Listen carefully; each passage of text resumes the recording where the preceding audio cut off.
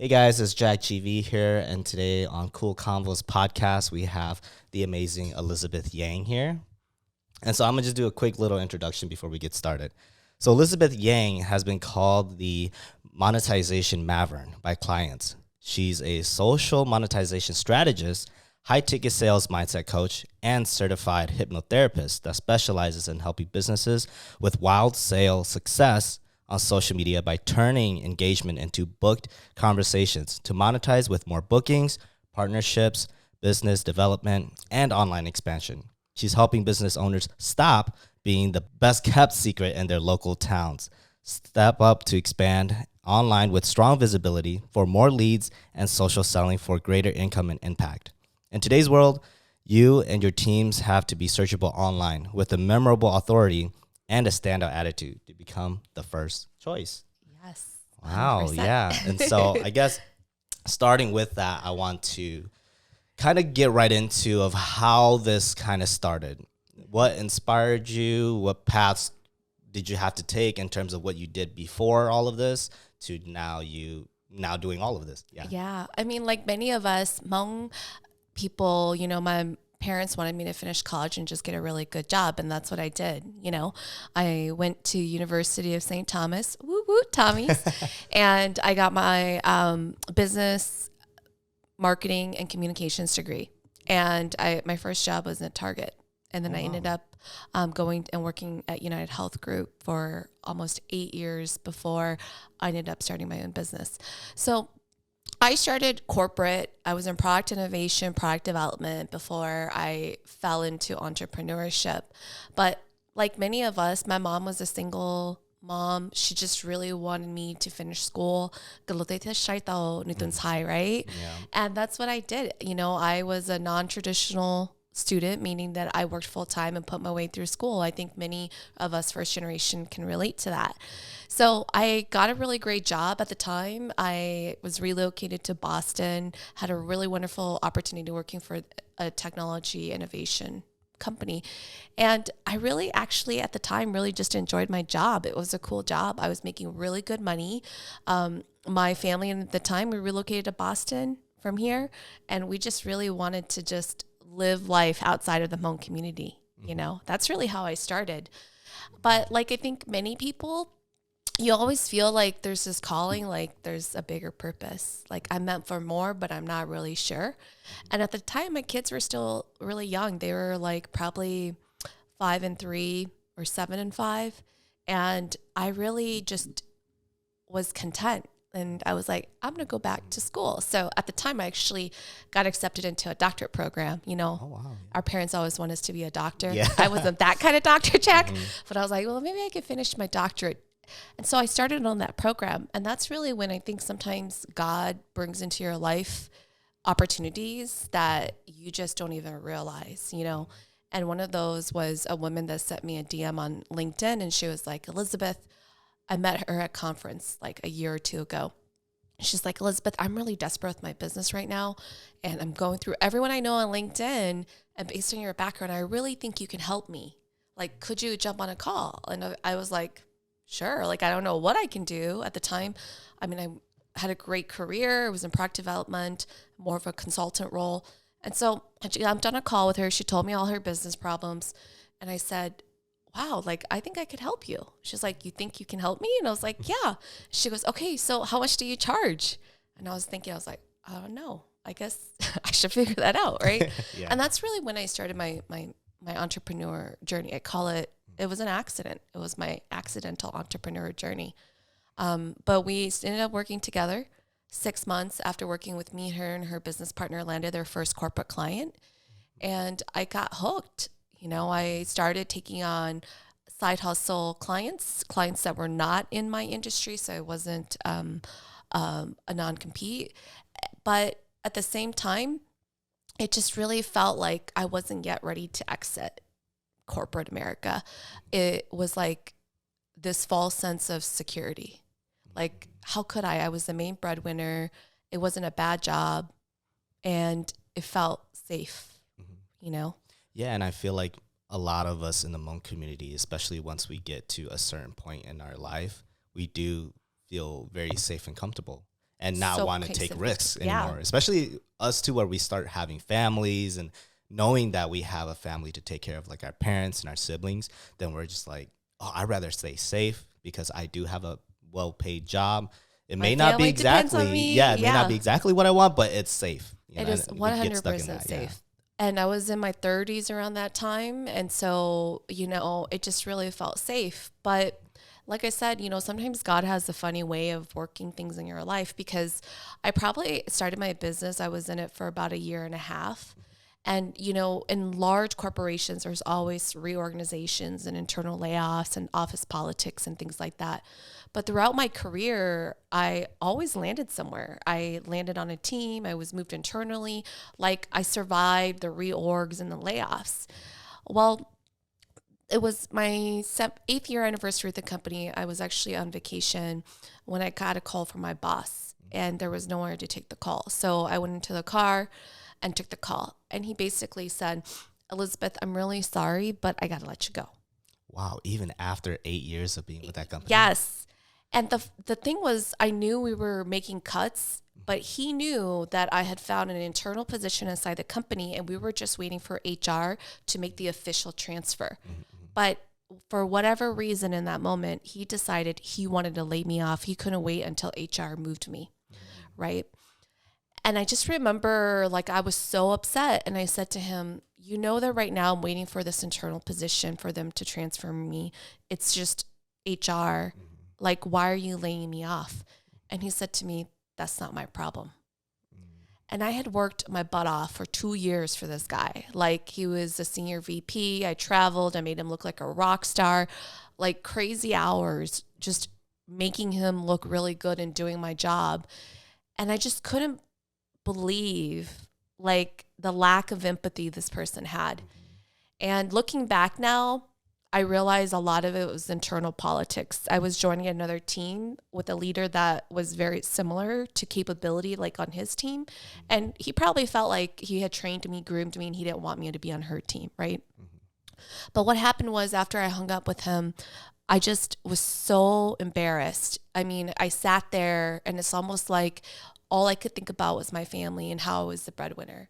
And I just felt completely stripped away, like my dignity completely stripped away. And I just felt so ashamed, right? And I just started crying. And I just remember there was a moment where I was like, Elizabeth, get your together. Like, do what you got to do. Like, you can turn this around. So I like wiped off the tears. I picked up my self-dignity off the floor. I called my soon-to-be boss. She was out of the office, so I talked to her chief of staff, and I told her what happened. And she said, Elizabeth, I've been with this company for 22 years. This has never happened. Basically, she was like, I don't know what his problem is, right? And so she's like, you don't even worry about this. Just be with your family. I'm going to take care of this, and you can come back on Monday. This was November 17th on a Thursday, exactly my 8th year anniversary at the company, by chance. So on Monday, I went in and worked for my new boss. And I just remember thinking to myself, wow, this woman, my new boss, she barely knew me. At the time when I was looking for internal position, she said to me, Elizabeth, like, I don't know much about what you do, but my team loves working with you. So just come on my team. We'll make up your job description, get what you need, and let's get things done. It was like, from a corporate perspective, that's like your ideal job. You get to make up your own job, right? And she didn't even know me, and I got the job, but she just knew that internally, like, I was looking to move, and I was great talent, and she wanted me on her team. And I just remember thinking to myself, like, wow, my old boss, I had worked with him for 2 years, like crazy, and he showed no compassion for me. While this new boss, she barely knew me, and she was willing to really just give me opportunities. And that's why leadership is so important. Well, long story short, I worked for her for about a year and a half, another year and a half. She gave me a team. I mean, we killed our numbers. I worked overtime for her. And finally, one day, she was going to move on to a different role. They were grooming her for an executive position. And she said, Elizabeth, I'm going to move you under the CTO, the Chief Technology Officer. And we're going to promote you, right? And this was the time I was running my business on the side too. And I just remember thinking, I don't want that. Like, I don't want to be promoted. I don't want to, like, do that. you know? And I realized in that moment that I had stayed at the job that I did because I was very loyal to her. Because on my 8th-year anniversary, when I got laid off and rehired all in the same day, it was really her compassion for me that really made me come back to work for the company. And I learned a really important lesson, and I think it's really important for everyone to know, is that there is no such thing as job security, especially in corporate America. If even with my story, with this opportunity that I created for myself, it wasn't HR. It wasn't the company looking out for me. It was just me betting on me, doing what I do, which is adding value to people's lives, going above and beyond in that extra mile, that when I needed a job internally, this senior VP was willing to give me that opportunity without even interviewing me, because she said, my team speaks highly of you. Just come on board. We'll make up your job description based on our goals and we'll just go with it. That's all it took for me to get that job. So that taught me that what it's really about, just like being an entrepreneur, is that you are your biggest bet. You will always be your safest bet. Always. If I had not been networking, if I didn't build my internal reputation and brand that way, if I had gotten laid off with the company, by the company, I would have just gotten laid off. And all it took was this one manager's ego, that he just didn't want me to join this other team, to cut me. And my whole livelihood, my whole ability to pay my bills and take care of my family would have been gone. Just like that, you know? So for those listening or watching, it's like, there is no job security. Your safest bet is you. And that was the moment when she was going to put me under the CTO. And I worked under the CTO to transition for probably about a good month. And I finally decided to put in my 2-week notice. Now, I was trying to get laid off because they were doing another layoff again, but they wouldn't lay me off this time when I wanted to be laid off. They're like, well, Elizabeth, you're one of our top performers. We're going to, cut from the bottom. And I was like, no, I really think that you should lay me off. And so finally they went through all the rounds and they went and cut me. And I just was like, at that moment, I was like, you know what? Like, if I don't do this, like, when is this gonna ever happen? I'm already, quote, at the time I was in my 30s, I was like, I'm already old. I got kids. My kids are just gonna get older. At the time they were like probably, I don't know, 7, 5, or a little, I don't know, can't even remember now. But I just remember like thinking to myself, if I can't even ask, how can I ask my kids to reach for the stars and reach for their dreams if I can't even back that up myself? And I was like, I'm not going to be those hypocrite parents that aren't going to walk their talk.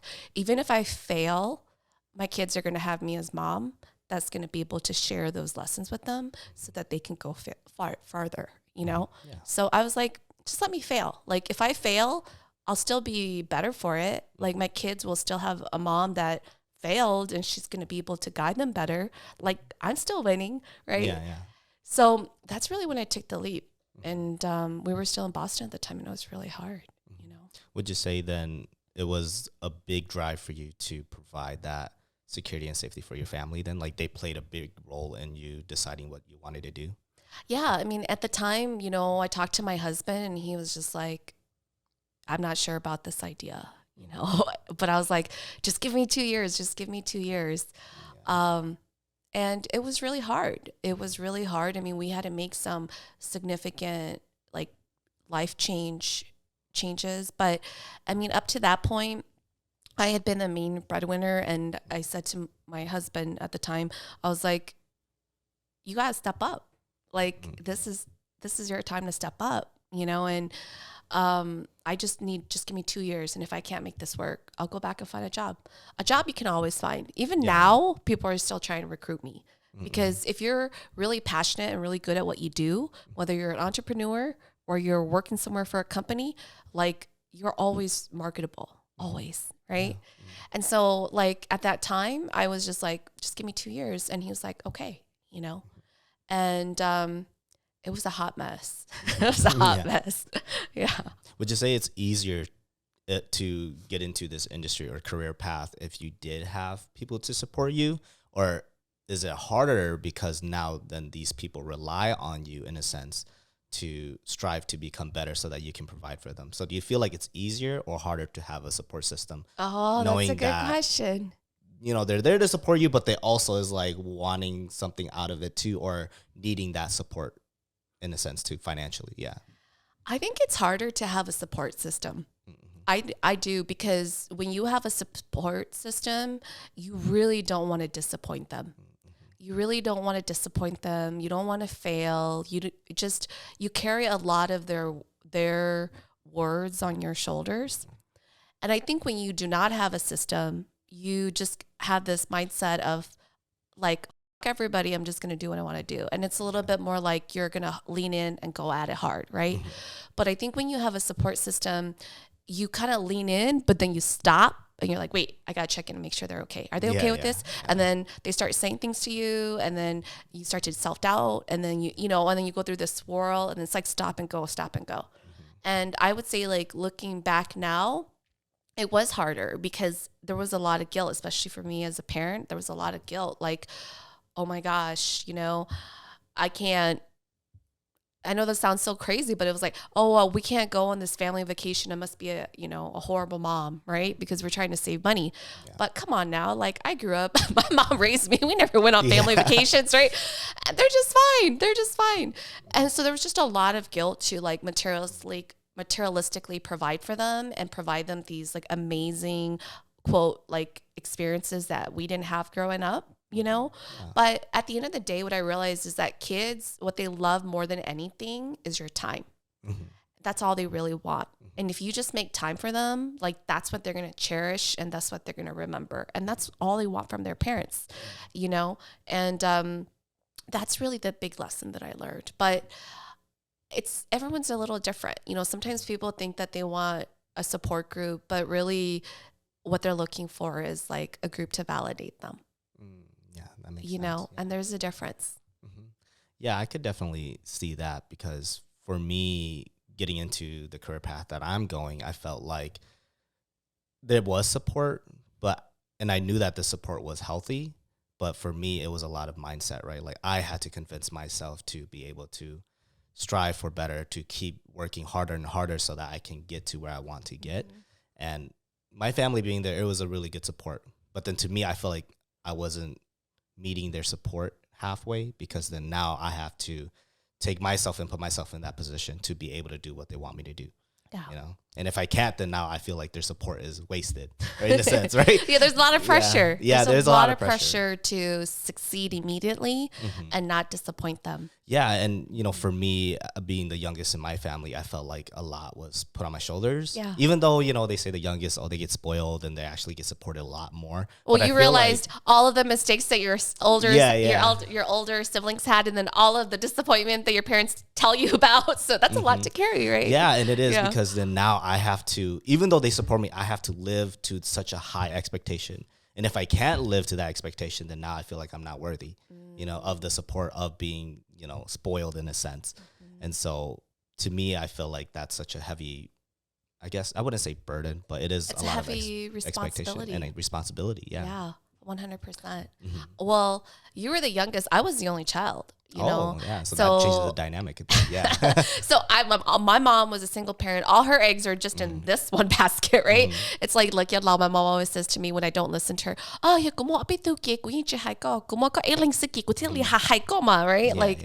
If I had a lot of kids, I wouldn't even bother talking to you right now. But, you're the only one I have, right? And so for me, I was the only child. So it was either like, make it or break it, Yeah, that's like a whole different set of responsibilities. So you're talking about shouldering that responsibility as the youngest. I shoulder that even now as the only child. Yeah. That is a really different dynamic of how that would even happen. Yeah. And so with that, how do you think mindset plays into that now? Being, whether you're a single child or whether you're the youngest, how do you change your mindset for the better? And I know that you're focused on that mindset area too, and neurolinguistics and things like that. And so how does my mindset change for you? Or how do you have to change your mindset in order to pursue your career path? Well, I realize that a lot of times, especially people who go into entrepreneurship, they focus a lot on the how. How do I do this? How do I get in? But your mindset is actually about 90% of your success, not even 100% of your success, right? And so your mindset will trump a strategy any day. If your mindset is 100% your success, what influences your mindset? 100% the people you surround yourself with.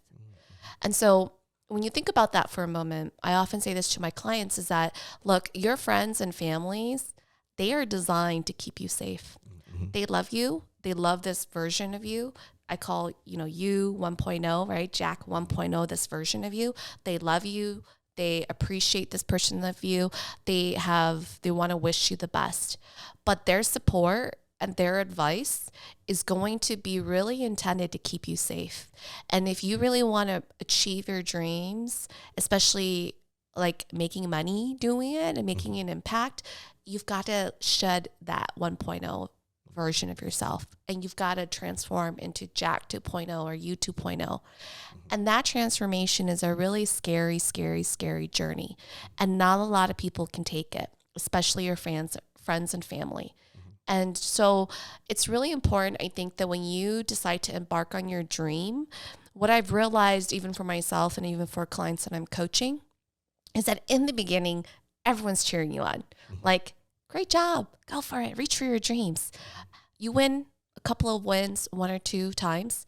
And at some point, your success starts to outshine a lot of people in your life. And you're going to start finding that people start to change on you. And when people start to change on you, what I mean by that is all of a sudden you're going to start hearing people say, oh, you think you're too good now, right? Or, oh, you've changed, right? And the reality is you have changed. You had to. For you to be a successful entrepreneur or whatever that successful like dream builder that you are, you had to change. You had to transform. But change isn't bad, right? And it's just that what people don't realize about this journey with entrepreneurship is that every step that you take, it is a mirror that reflects to the people back in your life. And the more that you break through your next level, that mirror, when they look at it, they're like, Jack's doing it. What about me? Jack's living his dream. What about me? Jack's hitting his first big success. What about me? Like, that is the mirror that people see you through. And that's why it's so important that when you think about reaching your next level or pursuing your dreams, that you realize it's not just a mindset shift. It's also a people shift. And it's not because you're better than your friends or family. It's because they are always going to be designed to keep you safe. Right?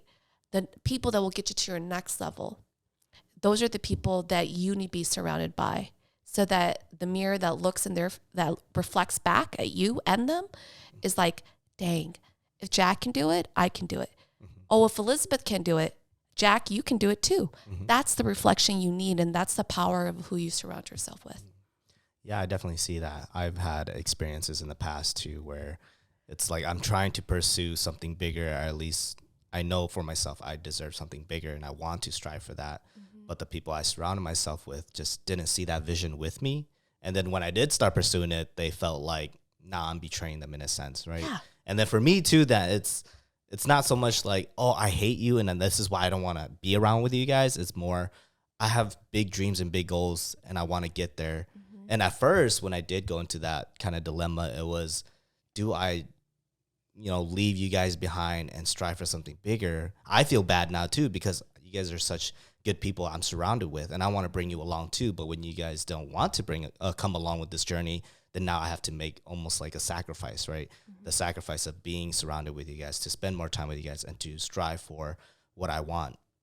And I feel like there is a bunch of guilt that comes with that. 100%. But I think eventually they start to see what you're doing and they see the success that the sacrifice you made in order to get where you are. And I hope that inspires them to strive to be like that as well. Yeah, 100%. I mean, the way that I describe it to my clients is, look, if you have a dream you want to achieve, you've put that GPS on, right? You get your bus and you just drive towards your destination.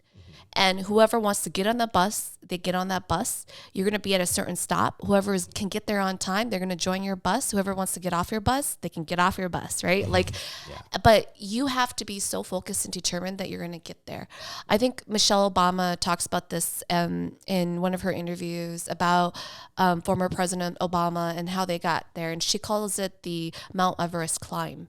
And she talks about like how in order for them to be where they at, they had to leave people behind. And it wasn't because they thought they were better. It's just that not everybody is quite yet ready for the climb onto Mount Everest. And you have to think that by you being able to make that climb and get to that final destination, you're going to be able to open up so many more doors for other people than if you had waited on your bus at that bus stop, waiting for everybody in your life to be there on time, have all their things packed, ready to go, and agree that that's the final destination they all want to be at. Like, no, you're just never going to make it there. It's already so hard to go at it alone, let alone try to bring everyone on that bus with you, you know?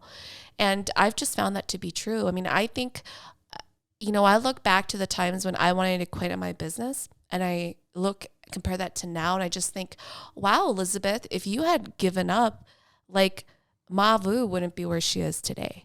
What you're doing has also inspired all of these other people to build this kind of growth together. Yeah, and they're building at a faster rate than I did.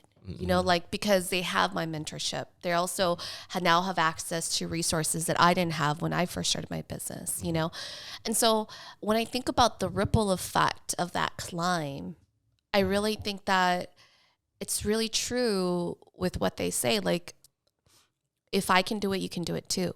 But I have to be able to show that I can do it, And once I can show that I can do it, then people start to believe it's also possible for them too. Yeah, I definitely relate to that as well. Since for me, at one point in my music career, I was very hesitant because I've been doing it for so long, and I'm just like, oh, I'm not where I want to be. I'm not meeting my expectations. Maybe I should just give up.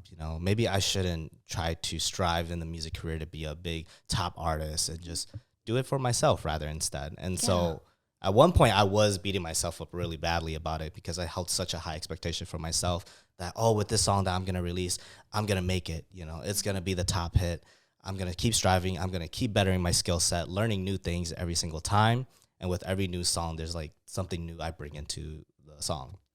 And so eventually it got to a point where I would feel so negative about myself when I couldn't meet that expectation. That's been tough. Yeah. And so I was like, I'm just going to stop doing music for others. Instead, I'm just going to do music for myself and love my songs for myself. Because then before that, I was releasing songs and being like, oh man, they're going to love this song. And when I put it out, nobody really like loves it or listens to it. And I was like, oh man, I spent all this time, trying to strive to be better, but I couldn't.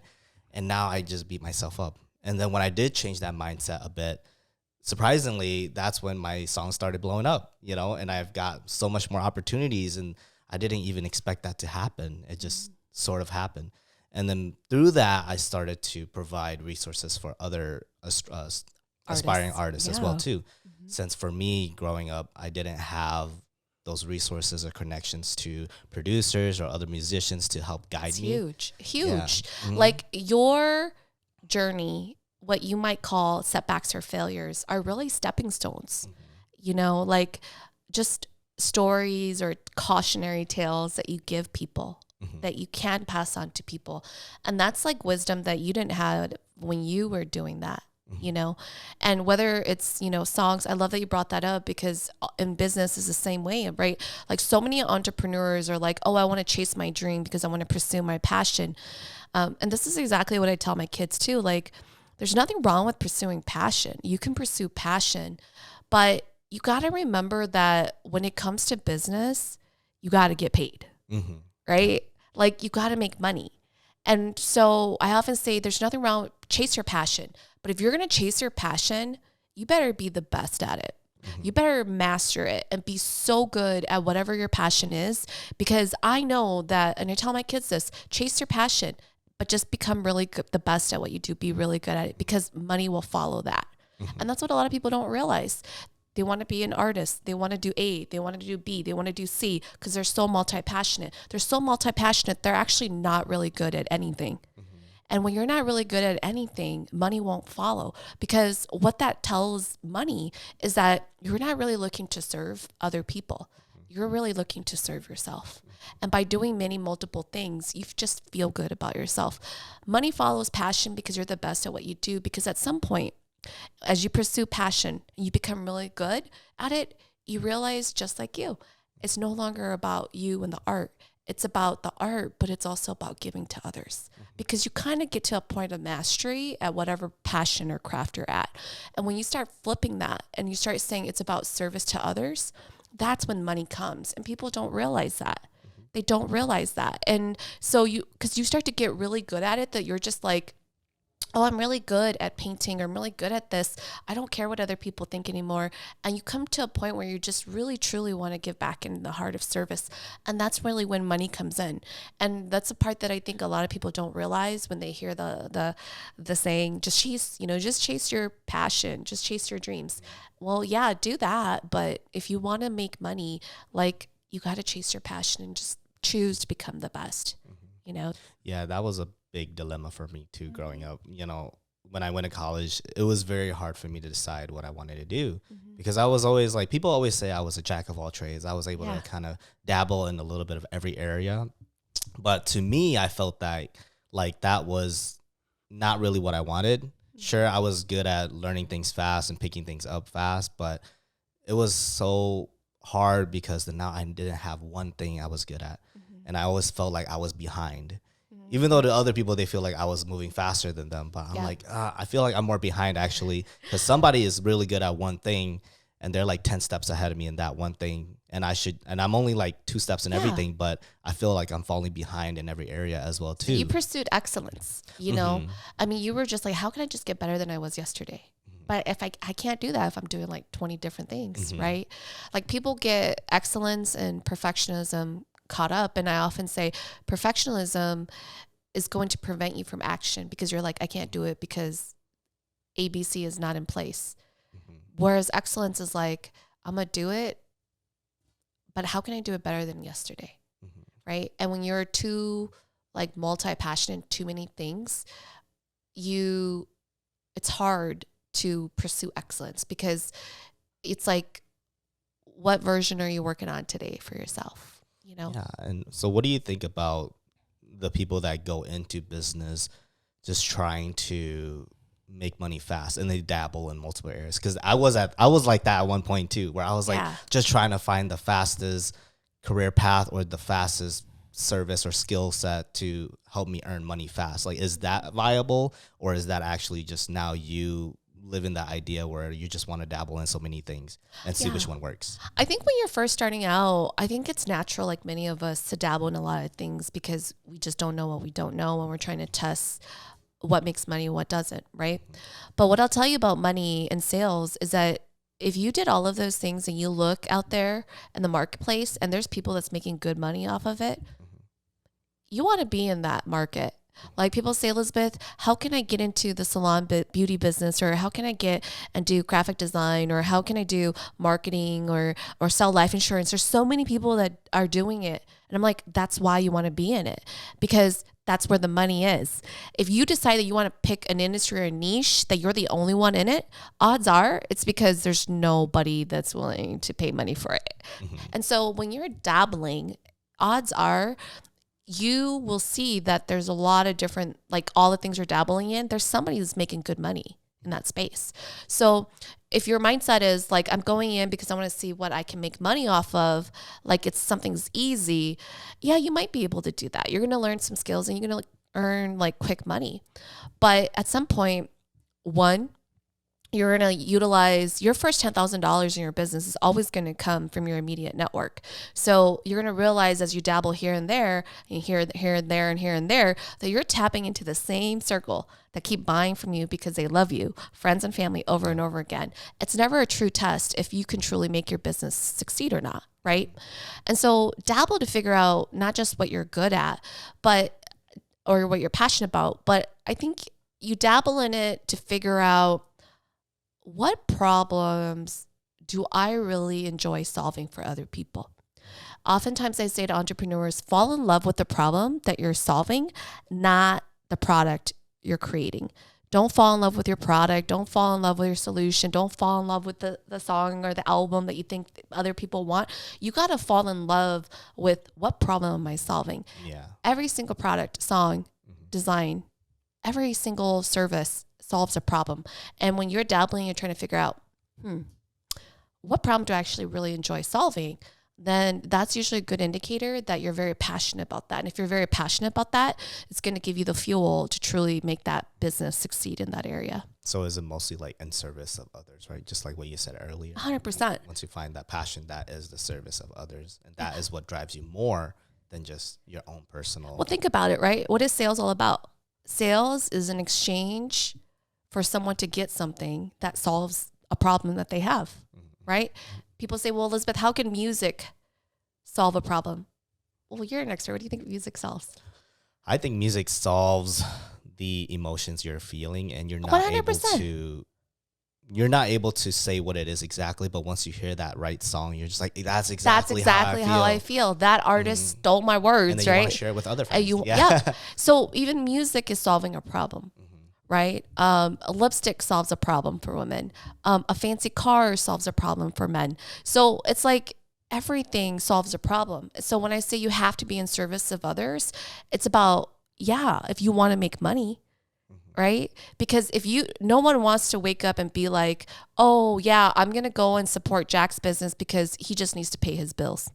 Ain't nobody gonna wake up and do that, right? I wish they did that. Everybody wish they were gonna do that, but people don't do that. People wake up and they're like, they have a whole bunch of problems that they're going through emotionally, internally, externally, and they want it solved. They want to feel better. They want to feel relief.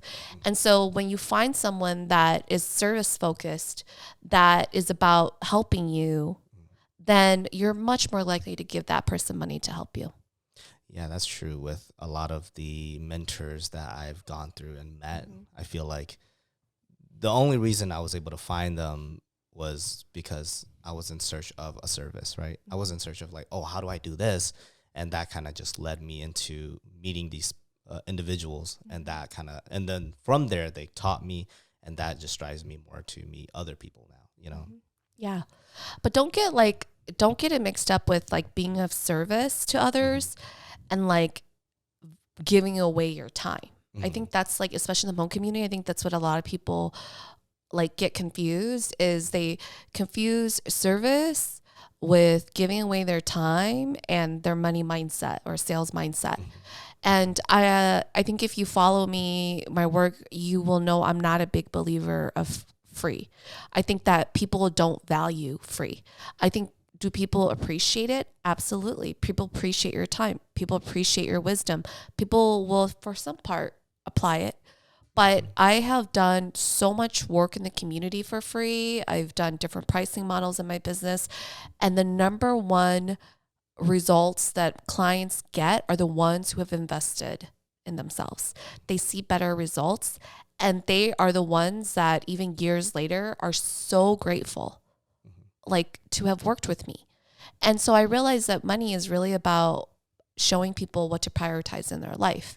And so when I say be of service, I do believe sales is service, because when you sell to people and you also are serving and they say yes to themselves and they choose you to financially invest in, to work with, it's a commitment that both of you are bringing to the table that really challenges each other to grow in a different way, that if you guys didn't both financially invest in each other, like odds are this person would not be as committed to showing up. How do you think that mindset compared to someone who's like, oh, you're my friend, I want to support you. Like, what is your price? And I will pay that rate, compared to someone who's like, oh, hey, you're my friend, can I get a little discount? Like, what's kind of like the different mindset between the two, do you feel, for you?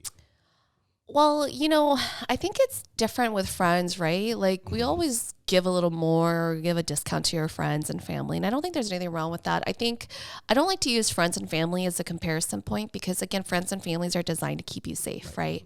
But let's just say, like, in general, doing things for the community. I think a lot of times people think, oh, I I want to give to the community because when I was growing up, I didn't have a lot, and accessibility and making things affordable and accessible to the more people is very important, right? And I totally get it. Like having that heart center to give and serve, it's what a lot of us have, especially as a Hmong person, right? But you have to realize that the only two things that most people as human beings, not even just specific in the Hmong community, but just in general care about is time and money, right? Yeah. So you're willing to give your time to someone who is saying that they want time with you because they want to grow. But the reality is they haven't committed money. And when people do not commit money, you're not a priority. You're just not. Like, for example, I have talked to so many different like people who have hosted events in the community, and they're like, every time we do free events, people sign up, but then no one shows up. Why? Because people don't, it's not that they don't appreciate what you're doing. People just aren't invested. You're not a priority. But I said, you want them to show up, you start paying. They'll show up. They didn't believe me. They're like, no, we can't do that. I'm like, charge $50, charge $20. I don't really care. Charge whatever. I feel like charging and people show up. It adds an incentive to come now because it's like, oh, I spent like $20. Yeah, I better go or that's a waste of $20, you know? It's so true. And so then people start showing up. So what I realize is that here's the thing with the secret of sales, especially as an entrepreneur, money reveals people's priorities. Think about it. How many people you know that say they don't have money, right? Like I know a lot of people that are like, I don't have money. And the next thing you see, she's rocking like a designer bag that probably costs $400. Or the guy who's like, I don't have money, but then he just got like a new boat, right? Like it's like money reveals people's priorities. So I often say when people say to me, oh, Elizabeth, I don't have the money to work with you right now. That tells me right now you're telling yourself that you're just not a priority for yourself. And it's not even working with me. It's like working with anybody, any coach, any personal development opportunity for you. So it's like, if you don't invest in yourself, who's going to invest in you? And if you think books, free stuff on YouTube, nothing against that, it's going to get you by, but it's going to fill in the gap of knowledge. But what it doesn't fill in is the gap of accountability and critical feedback that's going to get you to your next level. And that's what people don't realize, you know? Yeah, that's really interesting. And I know you focus a lot on the neural logistics things and the whole mindset thing. So what was it that made you interested in pretty much the whole neural linguistics portion there? Yeah. So in corporate, I was in consulting. So I was already knew like business models and business strategies. But when I started working with small business owners, I would like consult and tell them, you know, exactly hold their hand and what the action plan was. And I started to realize that they still wouldn't execute or they would procrastinate. And their favorite excuse was, I just don't have time. Right. And so I started to like work with them and I started to realize that it was actually their mindset. Either there was a fear of judgment, right? I'll give you a really great example. I think Ma Vu would be okay with sharing this because one of the things for the longest time, she was like holding back and posting on social media, right? Like she was just starting to work on her new music and she was just hesitating because she's like, I don't know. I haven't like, what am I going to post on social media? I don't know. My music isn't like coming along yet. Like, I don't know. Right. And I called her out on it. I was like, you know, Ma, I think what it is you're not committed to your mission. She's like, what do you mean? I said, because when we are committed to our mission, our purpose, which is really in service of others, we are not worried about the perfect post. We are just worried about what is it that maybe this person needs to hear from me today to find inspiration, right? And so I said to her, because I think her, you know, for her fear was judgment, right? And it rightfully so. All of us have that fear. And I said, you got to be more committed to your mission and empowering others through your voice than you are to the fear of judgment, right? And I literally kid you not. I said, I'm going to challenge you on that maybe you're just not as committed to your mission like you thought. Because if you were, the fear of one or two people's judgment is not even going to make a dent when you think about how many people are inspired by your music and your work, right? So whose side are you on? Whose voice is louder in your head right now, right? And literally within 24 hours, that whole mindset shifted for her. right? And girls started cranking out like content like it was nothing, right? Yeah, like I was I've been seeing that. yeah, I was like, Mom, where did that come from? She's like, oh my God, this is so much fun. And I was like, well, I've been trying to tell you that for months now, but but that's like a really simple example of like how mindset can stand in your own way, because it's not so much you don't know how to do it or you don't have a strategy. It's the fact that what you're telling yourself is really what's holding you back, And so when I started studying mindset and neuro-linguistic programming or high performance, or really neuro-linguistics programming is really about study of the mind, of really like body of work, studying the mind of like what it's taken for people to be, quote, successful. And so there are really three things that hold people back. And I think it's important, like for your audience to know, is that it's either, we already know this one, limiting beliefs. So what you believe that is a limit will limit your decisions. The second thing is there's a negative association to a past event or a past trauma. And I'll give you an example of what that looks like. Like, for example, I had a client I was working with. He was a mortgage broker. And he's been like in business for many, many, many years, right? And one day he says to me, Elizabeth, can you give me some tips on stopping like to procrastinate? Because I keep procrastinating, or give me some tips on time management. Like I don't know what's going on, right? And so I'm coaching him. And as it turns out, it's not that he did not know how to process a mortgage application. He's been doing it for so long. He just kept procrastinating.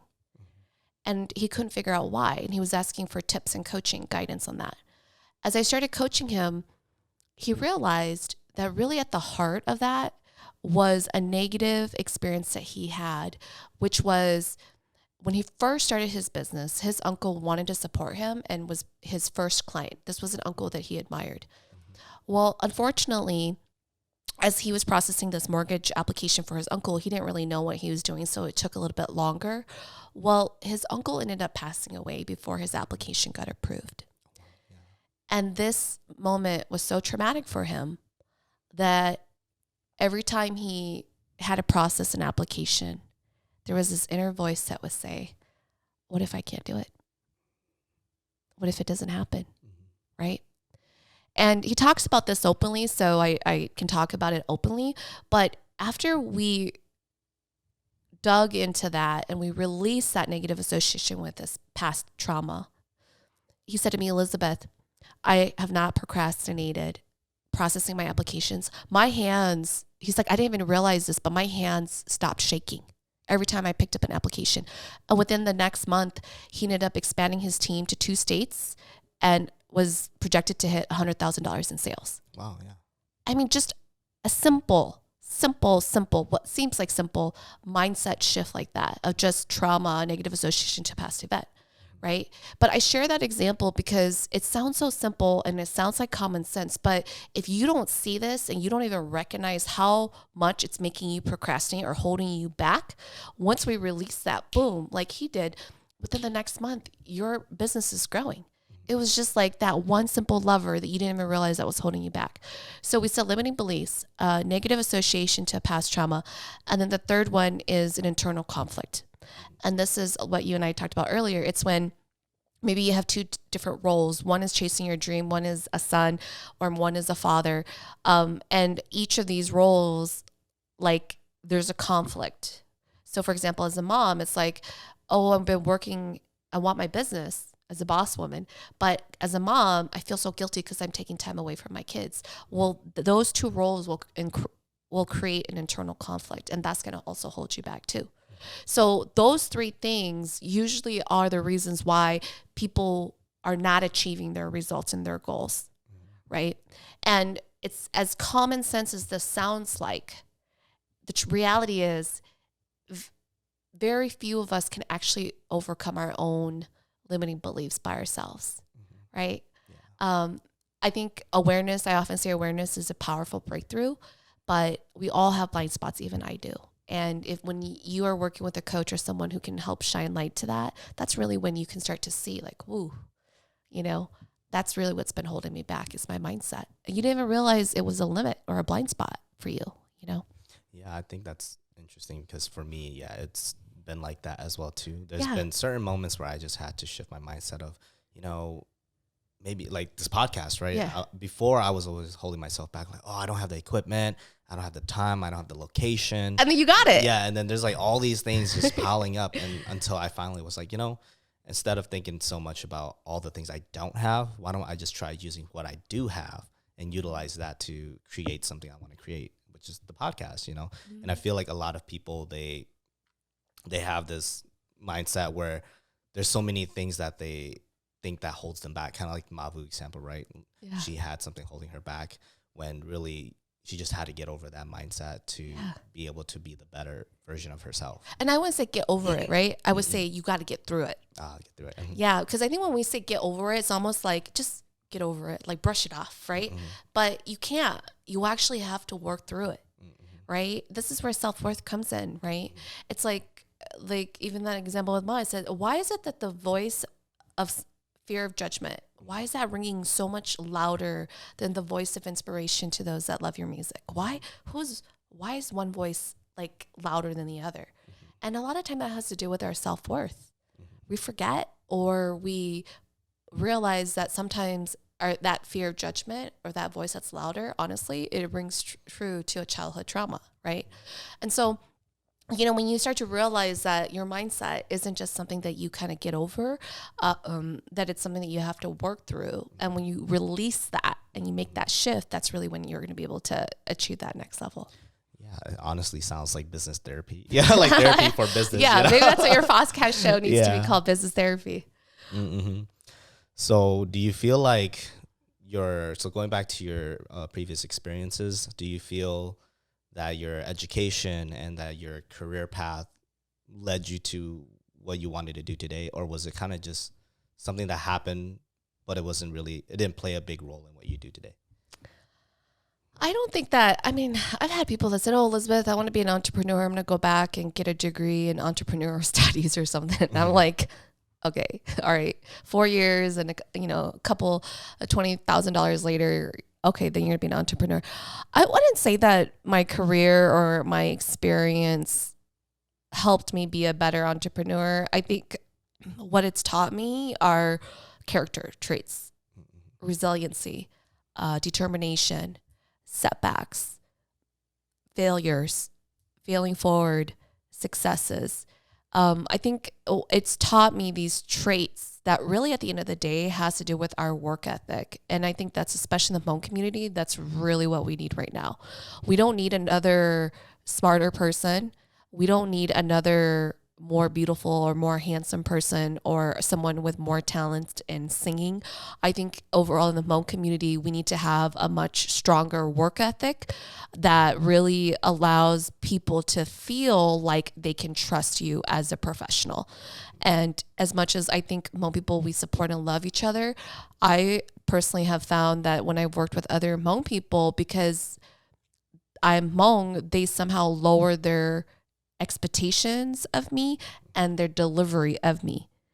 And I often am sitting there thinking, if I was a white person right now, would you be doing this to me? And the truth is, I don't think they would. So for me, it's not so much about like your career and your experience. It's more about your character traits and the work ethic that it teaches you. And I think there's a difference between hard work and work ethic. Big and Hmong, we have no problem doing hard work. But I think sometimes many of us have a challenge with strong, good work ethics. Yeah, I agree with that, because for me, I've always had, like, even going to college too, I feel like for me, I graduated with an entrepreneurship degree. So coincidence, but you didn't go back to school to get that though, right? You didn't degree. No. So you just went and got that, right? Yeah, I just went and got that. So I won't hate on you for that. Yeah, and that it taught me so much from just that one experience, because I graduated and I didn't get, I did kind of start right into the entrepreneurship realm, but it wasn't the first thing I wanted to do. Mm-hmm. So going through school and getting that degree, I was like, a lot of the things they taught me was more of, corporate world, right? Yep. And it wasn't really small businesses. Yeah. And so when I graduated, I did try to just look for a 9-to-5 job. I was like searching. And of course, this was at the end of COVID, and not many people were hiring. Even entry levels was really hard to get into. Mm-hmm. So I was like looking for 4 to 6 months. Mm-hmm. And finally I was just in my room and was so stressed that I couldn't find a job. And I felt like I wasn't successful or I didn't deserve my degree and all the years that I went to college for. And I was like, why am I not landing a job? Like, of course, you could find any job if you really wanted to, but I wanted to find a job that also lived up to the degree that I spent so long and so hard to get. And so from there, I made the decision to try something that I wasn't completely aware that it was going to be successful or not. And I decided to get into the photography, videography services as my entrepreneurship business career. Yeah. And so through that, it taught me so much more than all 4 years. All your 4 years of your degree, right? The 1 year that I You're like, that was a lot decision. of theory and strategy, but how is it applicable into the real world? Yeah, right? and it's maybe in certain areas it was applicable, but for me at that time, with what I was getting myself into, it wasn't as applicable. Yeah. And I learned, and I had to relearn how to start my own business. Even though I went to school 4 years for that, I had to relearn that and apply it differently. Because now I'm actually in the real world, seeing how it's actually run. And you have to apply it differently, flex. Yeah.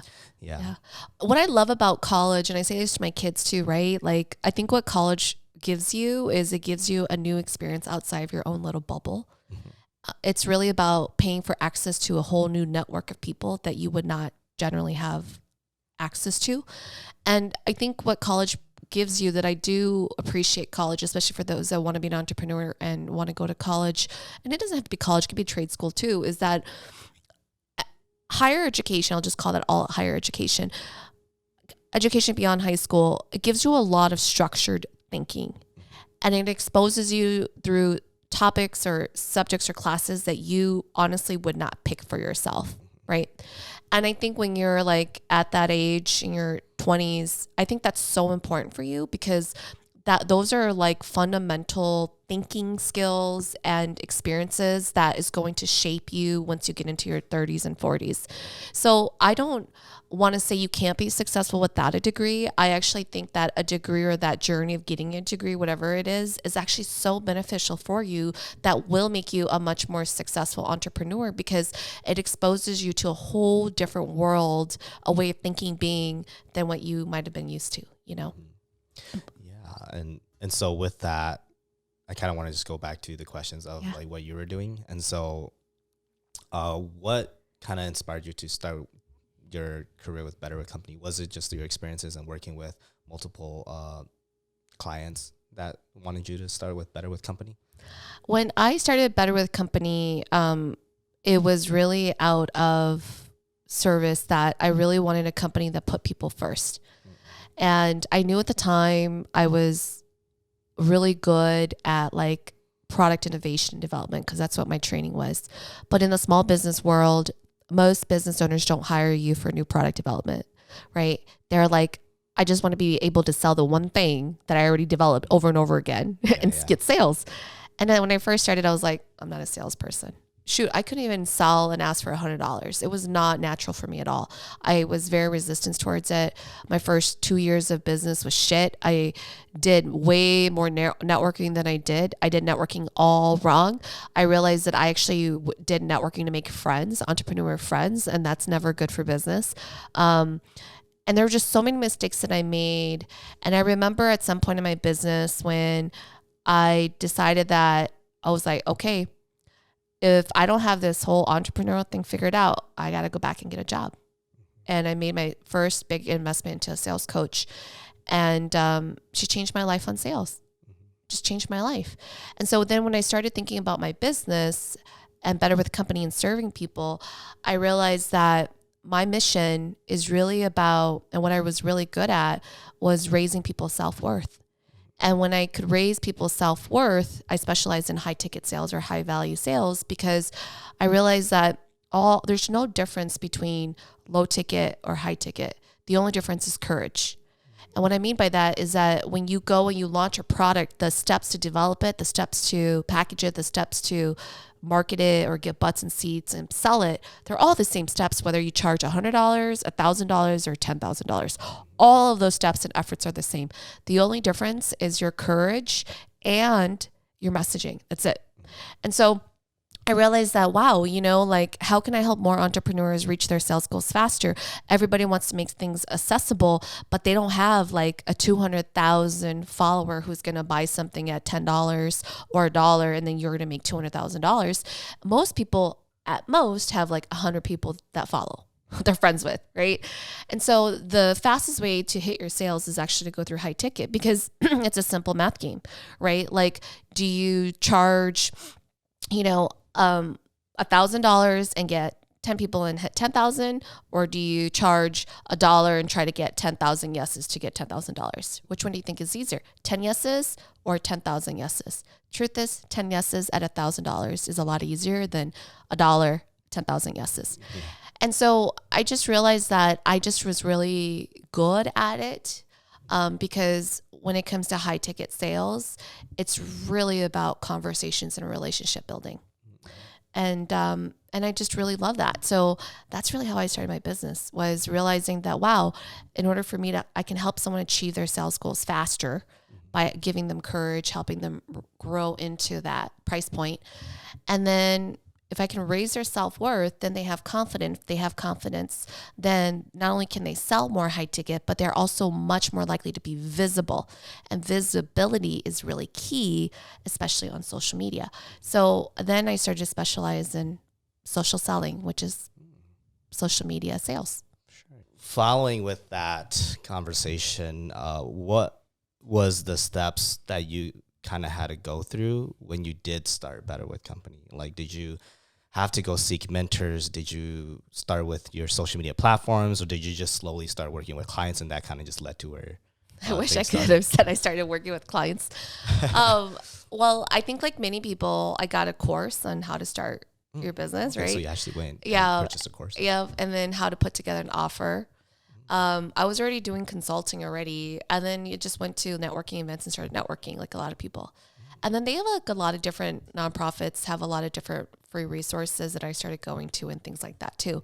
And they teach you a lot, like how to start an LLC, how to have a website, how to do all this. There's a lot in your business. I mean, think about it, right? Like a restaurant. If you've never set up your restaurant business before, there's so much you have to build up from ground zero, from picking the name to the legal entity, to the finances, to finding a restaurant, to the silverware, the chefs. Like there's all of these things that can be built out. So I think that's always the challenge when you're trying to build and grow a business by yourself, is you're trying to build all of those by yourself. And it was really like when I started investing in my first coach, and she was a sales coach, that I realized it's not about building all of those things in your business. It's honestly about trying to just sell your offer and see if anyone is willing to pay you for it, because that's really the true test of whether or not your business is going to work. Because if you're trying to sell something and no one wants to buy it, is it you, or is it because no one just really wants to buy it? And I think that when it comes to a business, you got to see if there's a paying need for that service that you want to deliver first. That's got to be your number one priority. Yeah. For me, I feel like people would also have to take that initiative, right? You can't just do all the research and expect sales to come. You kind of have to take that initiative to go out there and actually meet clients and try to provide your service, right, to people that are needing that service. 100%. Yeah. I think a mistake that a lot of people make when they start their business is they bring their employee mindset into the entrepreneur mindset of a business. And you can't do that. And what I mean by an employee mindset that they bring it into their business is they'll say, Elizabeth, I post every day and I'm not getting sales. Elizabeth, I went to a network event and I talked to people and I had a follow-up and I share with them what I did, but they don't seem to want to buy it. I think I need a new business idea, right? And I always got to like level set and say, sales is not an entitlement. Just because you put in hours Monday through Friday, 9 to 5, you clocked in and out every single day in your business and you were busy, that doesn't mean sales is going to come. Because odds are Monday through Friday, 9 to 5, you were, quote, busy. But if you were spending that whole entire week working on your website, right, or figuring out colors for your logo, nothing against that, that's not going to generate sales, right? So sales is not an entitlement. And I think sometimes when I see people bring their employee mindset into it, it's like, I put in the hours, I showed up and did the work. Where's my paycheck? And it doesn't work like that. Yeah, and one thing I feel people don't also get is that when you become an entrepreneur, you're working 24/7. You know, it's no longer just Monday through Friday. You're constantly working, even after hours you're working. And that's the determination that you have to put in order to get sales out of it. In the beginning, you do. You have to work a lot of hours, right? But I often say that usually by year 3, if you're still doing that, then it's more of a mindset issue. Right? Like, because in the beginning you have to, because all of these things have to be built. But in those 3 years of your entrepreneur journey, you've had like 5 businesses. You never really started a business. You just had 5 different ideas that you try to just get off the ground. Right. And so at some point, I would say that if you have a business, the same business that you've been in for about 3 years, and you're still working a lot of crazy hours, like I tell my clients, it's not because there's something wrong with the business. It's usually the mindset. It's how you lead. It's how you manage your time and how you are seeing priorities in your business. Yeah, I agree. Because for me, I've kind of been having that mindset, right? That thought of, oh man, do I still want to continue doing the things that I do when I'm spending so many hours doing it? Or do I want to start shifting my mindset to maybe I need to shift my service? Like, instead of doing so many weddings, maybe now I should do corporate videos, because then now the sales come in at a higher revenue. And I don't have to spend as much time to go to these weddings. I can just spend a few hours to film a corporate video and a few hours to edit and get paid $5,000 compared to going to a wedding that I get paid $2,000, but I'm there a whole day just to film, you know?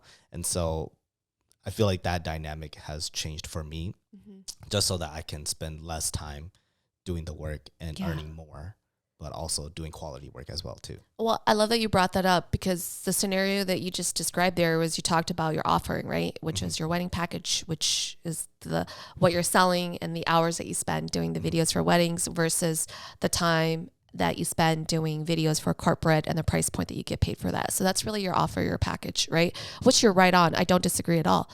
But the reason why I think this is a great example where you might get tripped up, and a lot of people get tripped up, is what I call the sales cycle time. For you to get a wedding client is probably a lot shorter than the sales cycle for getting a corporate client, right?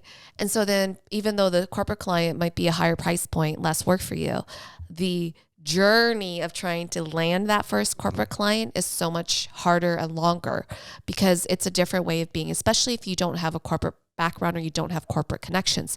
But just finding like the average consumer who's getting married as a wedding, odds are people that know someone that's getting, like, having a wedding. So the opportunity to find a wedding client, that sales cycle is so much shorter than perhaps a corporate client, right? And so this is why I say high ticket sales, in your example, is about courage, because now you got to hang in for the ride just a little bit longer to be able to land your first corporate client. Now, once you make your first corporate client, it's so much easier to find a second, third, fourth, and fifth. But it's that journey there that people just can't seem to hang in long enough for. Does that make sense? Oh yeah. No, that was definitely what I had experienced. Is that true? My first few years, it was really hard, and I was hard picking up whatever came around just because I needed to build that portfolio for myself as well. 100%. So think about not just the offer, but also that sales cycle. Like, how long does it really take to take that client? You know, and a lot of that is going to depend on just your experience and your network. Yeah, I agree. So what was one thing you found that was the most difficult thing you had experienced trying to start Better With Company, or just where you are now? Honestly, starting it is the easy part. It really is. People think that starting your business is really the hard part. It feels like it in the moment. Don't get me wrong. The first couple of years is hard.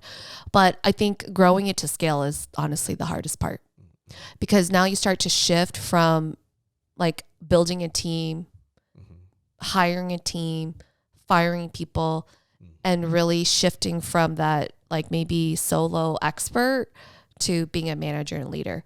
And that transition to me is the hardest. Because you're also at a point, like anybody, where, you know, when you're in growth to scale, you're quote successful, you're making good money. Like, I'm making good money now. There's a level of comfort in that, right? And now it's like, it took me so long to get here. It was so hard, right?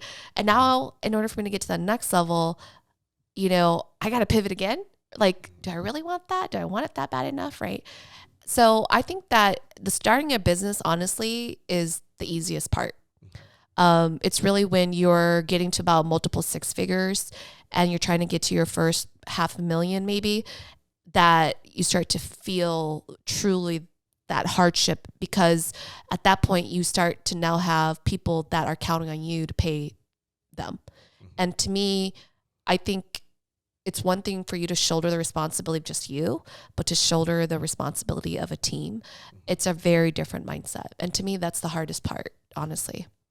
Yeah. So what were some, I guess, in a sense, failures that you had to go through when you first started, and how did you kind of overcome that? There was a lot of failures. I think the first one is just really reframing failure. My motto now, and I say this to my kids as well too, is fail faster, because the faster you fail, the faster you're going to get to where you want to be. So it's about failing forward, right? So even now, if I'm going to do something new, I'm like, how quickly can I fail at this? Because the faster I fail, the faster I'm going to be where I want to be. So my mindset is really, when I start anything new, even when I first started my business, was like, I got to be all in. I'm going to be all in, because then I know that all the factors and all the conditions that I needed for me to be successful was all in my control. And when it's all in my control, I know I couldn't blame my kids, or I couldn't blame this person or that person. Then I'm going to take extreme responsibility.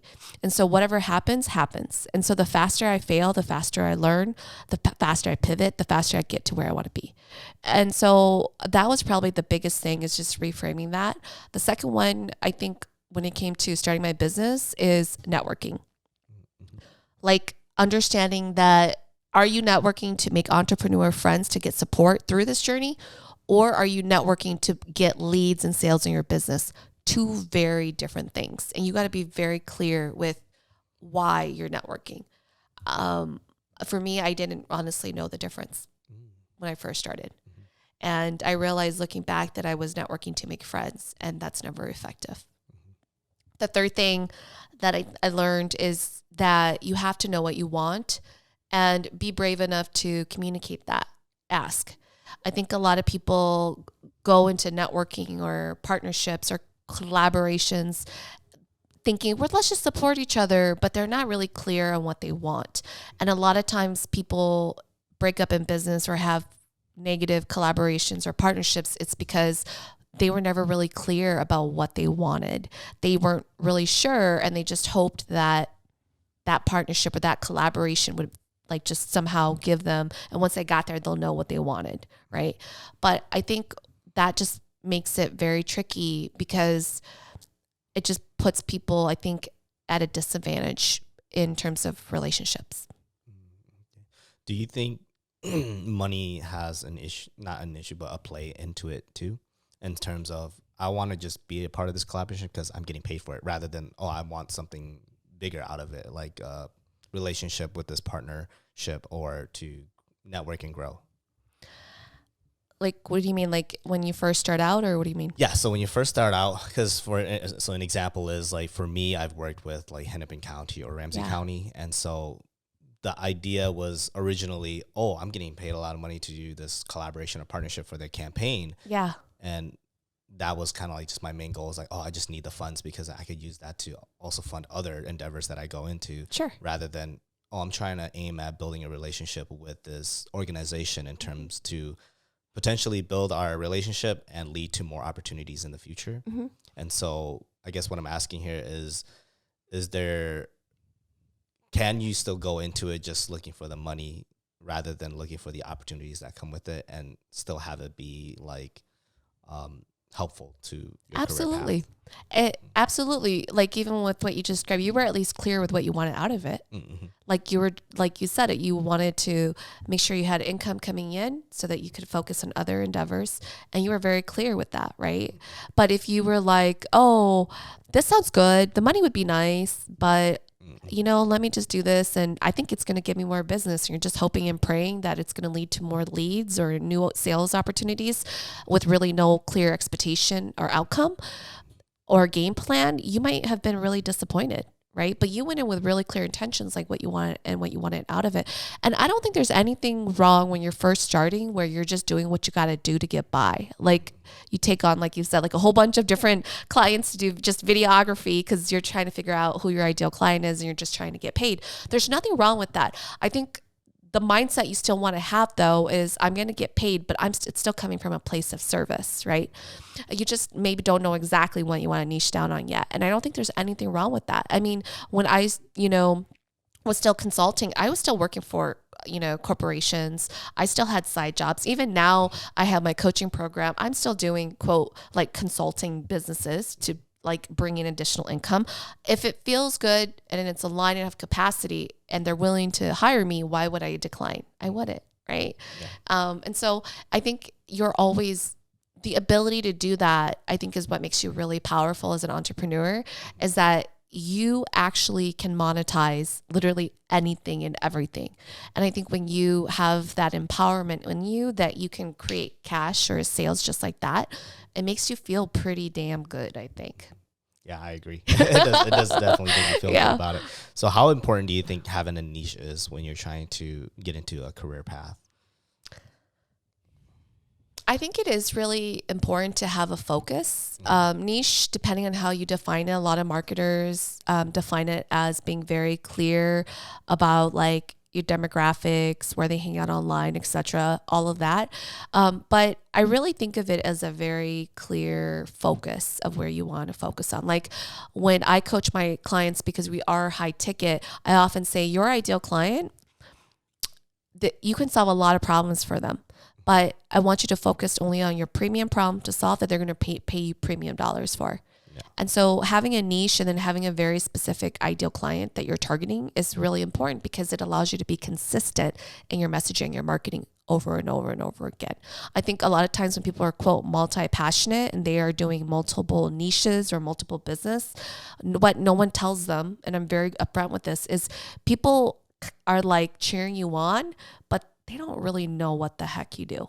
Mm-hmm. And as much as they admire your multi-passionate, they don't know what problems you truly are good at solving. And so therefore, odds are they're not going to hire you premium dollars for, and I think it's really important as an entrepreneur to decide what kind of brand you're building. Do you want to be the Walmart, the Target, or the Nordstrom, right? Because at the end of the day, there's nothing wrong with those brands. But I think a lot of people, especially when they start out, they want to be the Walmart and then all of a sudden add prices and be like, I'm going to be like Nordstrom. Oh, but nobody wants to pay those prices. Well, that's because you attracted Walmart shoppers. And now you put a whole bunch of zeros on your price point. You're expecting them all of a sudden turn with you, become Nordstrom shoppers. They're not going to. So it's like, just be thoughtful and mindful of that. Like I was just coaching someone who was interested in starting her business and she was like, I'm just going to take it slow and I'm just going to do this for free. And I'm just going to, because I want to do this and that and just see if anybody will buy it. I was like, girl, when you do things for free, there's always a customer. Always. So you can't use doing it for free and then like if anyone's going to buy it. No, there's always a customer when it's free. So what have you found to be healthy for you to maintain a balance between work and your relationships? So I don't believe in work-life balance. So that's just the first thing that I have to admit. I believe that when your life should be integrated. And I think when you, at least for me, I feel like when you can accept that you're actually, because as an entrepreneur, you're juggling so many different things. And when you think of that analogy, it's really just about you being centered so that you can juggle and catch that ball when it drops, right? And that's really what I think when it comes to work and relationships, is that I'm integrated and I am juggling so many different balls. When I think of work life, it feels like you should just have like these two balls and they should somehow be equally balanced. And I don't think as an entrepreneur, you can have that. People that pursue entrepreneurship, we kind of like the crazy ride. Let's be real. We like the thrill of the ride, right? And so I think the important thing is just really when it comes to work and relationships is to be truly aligned. What has been really helpful for me is to be very clear on my values. And what I mean by that, it sounds like a cliche, but in my experience all these years, I've realized that if I align people to values that are aligned to mine, I have less heartbreak and disappointment later. People that, for example, want to grow their business in very similar value fashion as I do, people that believe in sales and making money and share common values is very important to me. People's values and how they approach collaborations and partnerships like the more that I can align my relationships with the values that I share with that person, the better off I am. The better off I am. I recently read a quote that said, most people build their friends through commonality and proximity, but the true test is when that person is presented with an opportunity and is between you and him. That's a true test of a friend. Because I think a true test of a friend is when they're willing to refer you or bring you into that opportunity versus like just themselves. And I've just really found that to be true. So for a support system, what are what other ways can you find support if you don't already have support from family or friends? Yeah. Well, I guess my first question would be like, what kind of support are you looking for? Are you looking for you're familiar with the 5 love languages, right? So just for people, 5 love languages, do you remember what they are? They're I believe it's physical affection or physical touch, words of affirmation, acts of service, quality time, yep. and gifts. Yeah. So I think support is similar to that too. Like, what kind of support are you really looking for? Are you looking for support based on knowledge for the business? Are you looking for support on your mindset when you have challenges and setbacks? Are you looking for support to expand your business through collaborations and partnerships? Are you looking for support that because you just had a best day and you just want to go out and hang out and chill? Where I'm at in my business right now with just everything I've built, I often joke that I just like to go to a bar where nobody knows my name. Like, for me to go to a bar where everyone knows my name, I seriously can't just have a drink, because someone will come sit down when they know you and they're like, Elizabeth, let me buy you a beer. And like, I don't drink beer, but let me buy you a drink and pick your brain. I'm like, I'm off the clock. I just want to drink. Yeah, right? Yeah. So you need support circles for that too. And then you just need support circles to like celebrate entrepreneur wins with. And I think if I think about all of those different support systems, I think the ones that if I had to pick that I think are the most important 3 are the one for mindset, for celebrating wins, and for business knowledge. I think business knowledge you can honestly find a lot out there. But the business celebrations and the business mindset and values I would put into one bucket are really important. Right? Really, really important, because you want to make sure, especially when you're taking business advice from, quote, your support system, that the way they're running their business is actually the way you want to run yours, right? Because that has a lot to do with their values and their mindset. And when you roll out a strategy like theirs, you're just saying, I'm trying to adapt their mindset and values, and it may not work for you. So I think that's really key, is to think about like, what do you really need in a support system? I think there is a false idea out there that your, quote, support circle has to be all the above, meaning that it's like in high school, right? Or maybe college, where you have a same group of friends and you go through the whole college experience with, you do everything with, you're dating, you're doing school, you're doing everything with, right? But I think as you go into the entrepreneur world, you realize that you're not going to find circles that are exactly where you're at. Life stage, business stage, value, mindset, like interest, passion. And so the idea that one person or one group of friends should have all the above for you, I just don't think it's realistic at all. And I am very, very opposed to realistic goals or realism. So for me, it's like, it's not practical. And so you got to just be clear on what it is that you want for your support system. So pretty much having different support systems from different groups of people. 100%.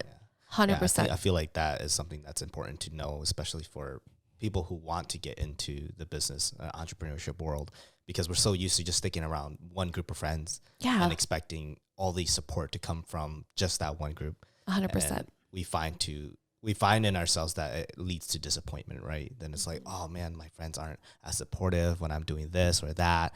And but then they're willing to support when we want to go party. Yeah. So then it's like a little different dynamic. Yeah, and it's different with different life stages too, right? Like when you're single and entrepreneur, you have different set of friends. Then you get married and you're still an entrepreneur, different set. Then you have kids.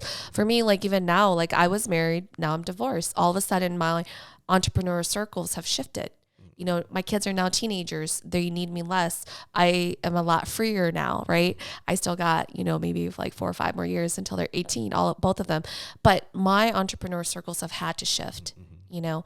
And so your friends or your support system will need to also shift with you too. It's the only way, because as an entrepreneur, you're constantly growing. If you're not growing, you're growing stale. True. Yeah. So I guess in a sense of community and in a sense of support or people that you want to surround yourself with. So what are your thoughts about Hmong millionaires and how they give back to the community, or if they do give back or not? That's a really interesting conversation. You know, so first of all, when people say to me, Elizabeth, I can't price that much because, you know, no one in the Hmong community is going to buy that. I said, that's bullshit, because in our Hmong community, we have more millionaires and like multi 6-figure earners than we have ever throughout our history, right? Just in the state of Minnesota alone, like the Hmong economy is like $2.1 billion, right? So I fully support like being a Hmong millionaire, aspirations for being a millionaire, 7-figure earner. There's nothing wrong with that, right? And I have nothing wrong with people who are being publicly visible about it. I actually wish more people would be visible about it. Like I'm very visible about my status and how much money I'm making, because I believe that it's really about normalizing and showing what's truly possible. And I think where, you know, what I would like to see more of though is Hmong millionaires who are using that money towards reinvesting it back into our community and the causes that are important to them. So I think, you know, like for me now, you know, I'm blessed to be able to sponsor different organizations, different artists, different businesses, different people. And what I often look at is that I see a lot of Hmong, let's say millionaires or people who have money who can do a sponsor at like a party and they're going to give VIP table with a keg of beer. Awesome. Right? Okay. Glad you could do that to support your friend who's hosting the event. But how is the money really truly going back to support the community? How is it going back and making a difference? Like, I would love to see more Hmong millionaires creating foundations, for instance, and there's some that are. With that being said, the millionaires that I see in the public eye tend to be the ones that are all about really like the parties and the statuses and, you know, posting on social media how much money their team and them are making in these lavish trips and cars. And I love all of these beautiful, luxurious things too, but they do that to appeal to join their team. And what I would love to also see is more diversity of millionaires who maybe aren't in that line of work, who are truly making thousands of dollars or millions of dollars and are doing philanthropy work or are somehow giving it back, right? For me, how I give back is through sponsorships, because what I look for are really like, okay, is there an entrepreneur or someone in the community that really just kind of needs seed money to continue, right?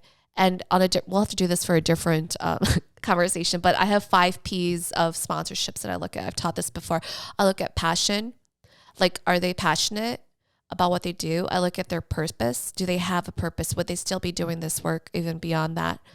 And then I think for me, when I think about like millionaires and giving back, is I look at honestly like their consistency in that mission. So I like to sponsor folks that are probably at least round 2. I think a lot of people can launch something the first time, but very few can make it to round 3, meaning that they've launched it a third time. And I actually have learned that I like to invest in people that have made it to round 2 or round 3, because round 1 is always the hardest. And I want to see if they're going to make it through round 1. And if they can, then it's like they get to round 2. Then for me, it's like, okay. I see. you know? So how do you think it's important for the youth to see that there are community members out there that are millionaires or successful? 100%. I do. I think it's really important because I think that, one of the reasons why I love doing what I do, especially, social selling and being on social media, and I'm so visible and public about it, is because I think representation matters a lot. I think about my kids who are going to be 16 and 14, and everything that they're learning about their identity and their values, like, is on social media. Like, my daughter was in middle school and I wasn't even legit until she came home and she said that her and her friend Googled, I don't know why they were Googling something, and my name came up and I came second page, topped rank. And I was like, oh, I wasn't even first page. And she's like, no, there was another Elizabeth Yang. And I was like, oh, I know her. She's in California. So it was like, and she's like, yeah, then my friend and I started talking about you. And I was like, oh, I'm not even relevant in your life until I made it to Google, right? So I think for me, that's really important. And I think what representation shows is that your ability to manifest that is so much closer and much more closer than you think. So much more closer, right? And that's why I'm really passionate about having more millionaires be out there. I know a lot of millionaires who don't want to be visible because they're afraid that they're going to get hit up for money all the time. And they like their privacy, which I totally understand. I totally respect. I really do. But I also think that there are millionaires out there that, I think have an opportunity to really bring visibility and bring light to platforms that could really change people's lives. Yeah, and I totally agree with the whole visibility thing. And I think that's part of the reason why I'm so passionate about getting into the content creation realm and social media aspect of things, because a lot of our youth now are so on social media and so stuck there that I believe if we give them more representation there, that'll only inspire them to be more or to strive for their dreams and goals, and not just and not just be like, oh, I don't see anybody that's doing these things. I don't know if I want to do it. At least someone that looks like me, Well, I'll tell you how powerful content creation is, right? So I have my own podcast show. It's a video, audio, and a channel on YouTube. And I was at an event and I was sitting next to this college student. And we were just networking and chit-chatting, right? And I don't know how we ended up talking on this conversation. And we were talking about content. And he was like, yeah, I was looking at, Asian American representation. And I found this piece on, Hmong American journalists. And it was by, it was with this woman called Elizabeth Yang. And, it was such a great interview. And I used it in my class to cite for paper. And I'm like sitting there and I'm like, I was like, Elizabeth, that's me. Like, hi, right? That's me. And he was like, you're the Elizabeth Yang? And I was like, well, I'm not the Elizabeth Yang, but the piece that you referenced, that you cited in your classroom, that was a piece that I created when I interviewed Chinu Her and Laura Lee and Jia, right? And so I was like, wow. And he's like, that's so cool, because he's like, I searched the internet for just content and conversations, and that's how I came across your interview, right? And so I was just like blown away by that. And he's like, yeah, I used it for a paper that I had to cite. And I just thought to myself, wow, that's powerful. We have the ability to create a narrative. We have the ability to make sure that people's impact in the world can be captured through content. That's the power of social media. That's the power of visibility. It's not just for sales. I mean, don't get me wrong. Social media has been so powerful for me to grow my business with leads and sales, but it's also the impact that I'm making because like you and other content creators are creating content and bringing to light these type of conversations. Yeah, and I feel like it's important because especially in the Hmong community, we view content creating as not even a career path or a dream, right? It's just like, oh, you're just doing that for fun, But I feel like now in today's age is so important because it builds representation and it allows us to all connect around the world, Yeah. And 100%. Even for me to talking about representation, I did have experience with that before I even started our content creating group called Hi. Yeah. And we were a part of this conference called Momentum. And we were able to meet all of these content creators that were Hmong. Yeah. And that really inspires to see that, wow, there are actually people out there doing these type of content and they are doing it full time. They're not just kind of like doing it for fun. They're actually out there having a passion for it and inspiring others to do it. And 100%. It was an amazing experience because it taught us that we can do it too. And not only that, we were able to connect with these content creators. And we were actually able to work with them. Awesome. And that was able to build a platform for us. And now we are now that platform for other people to be inspired. Yeah. And I think that's huge, right? To be able to make that kind of impact. And I would just say, though, that you just have to figure out your monetization model. You know, I think you got to go in with the mindset, not just to make money, but to also say, hey, if I'm going to be a content creator, how do I invest in myself to learn the business foundations, right? So I'll give you an example. You know, I get to talk to like younger people who are entrepreneurs. Some might consider themselves influencers or content creators who have thousands and thousands of views and followings, and they're making passive income because Facebook or whatever is paying them, but they don't have a real business. Right? Like they're lacking the business fundamentals. I mean, you and I talked earlier, the younger generation can create content, use social media, and have passive income made from YouTube ads and whatever. But what the older generation in our community has is they have the business fundamentals. They know bookkeeping. They know how to run operations. They know profit margins. They know all of the things that you really need to build a sustainable business. What they don't know is maybe the social media, the cool stuff to make things go viral, the stuff that makes you get lots of views, right? But I think the younger generation now, it's easy to start a business, but it's really hard to be consistent and disciplined with the business fundamentals. And you need both. You need that. And so I often say, I use Ma because I think, one of the things that she is very vocal about that I just have the privilege of supporting her with now is that she literally just started her business officially last year, right, in marketing consulting. And she wanted to build it upon her own experience as being an artist and launching and what it took to crash her website in a week or a day. It was like some crazy, it was like 10,000 records sold in a day or something like that, right? And she didn't see those huge milestones as like selling points, right? And I was like, Ma, do you know how many people would love just to crash their website from CD sales in just one day? She goes, I don't even know how I did that. I go, you know how you did that, right? Yeah. Like, let's just slow it down, because what she meant to say was, I don't know how I did that, was that it just came so naturally for her because she's been in that business for years, right? And this year she's celebrating 10 years of music, right? And Ma is very open about this. And I know when I came on, I was like, hey, I want to share your story because you're working on some amazing things. And I think you just empower and inspire so many people. She's like, Jack's cool, go for it, So I was like, okay. So, but she made more money in her first year of business, and she says this openly, than she ever had made in 8 years, right? And why? It's because, as I said to Ma, you got to start looking at yourself as a brand and as a business, not just impact. You can have all of that, right? And so it took a long time, and she would keep seeing her business and her art as two separate entities. And I said, no, you need to see them as integrated.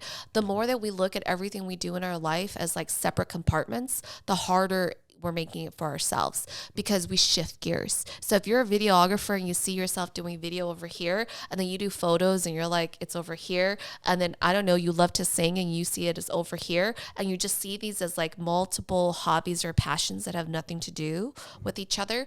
You're just making your life a lot more complicated. When you can start to pull that together and then ask yourself, what problem can I solve that the world needs me to solve that could utilize all of these skills into a business? All of a sudden, you start to have a full suite studio. You start to have a different solution in the marketplace that no one else is doing, right? You start to look at creating that one brand that's a one-stop shop for a full suite of offer that can create this one experience. It's a very different way of thinking, right? And that was just this year. And this year, she just announced it yesterday too, by the time we're recording this, right? So she brought me on because she's working on new music for a new showcase I'm really excited about, September 28th. And she's been working on new music, and she brought me on to be head of partnerships and sponsorships for her. And just this, we've already raised $100,000 in sponsorships, and we still have another $100,000 to go. And we were able to do that because she had to shift her mindset.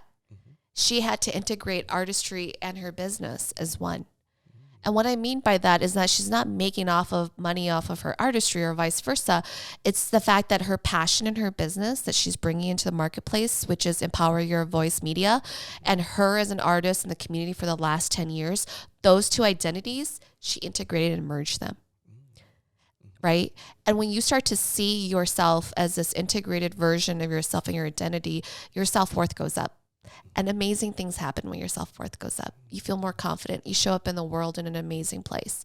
And I think that's what Ma's been working on. And I think I'm really excited for what she is working on. I like to say she's very complex and complicated. But I told her, you're very complex and complicated in a very sophisticated way. But I think, what I'll say is that, and I said this to Ma and I say this to myself and I want to say this to you and the audience, is raise your standards. Don't apologize for the standards that you have. Ma has very high standards for herself to the point where she was caught up in perfectionism, and we've worked with that on her mindset. But she started to realize that her standards is really about raising the bar for her artistry, for her work, for her music. And what it's created is a quality standard for what her brand is known for, right? And over time, 10 years of music, that's what she's built her brand on. And when you think about it from that perspective, you realize that you raise the bar, not just for yourself, you really start to raise the bar for everyone that you work with. So I think that Ma was attracted to working with me as her coach because she also had high standards for herself, and I have high standards for myself. And so it was natural that our values really were drawn to each other. Now, high standards doesn't mean perfectionism.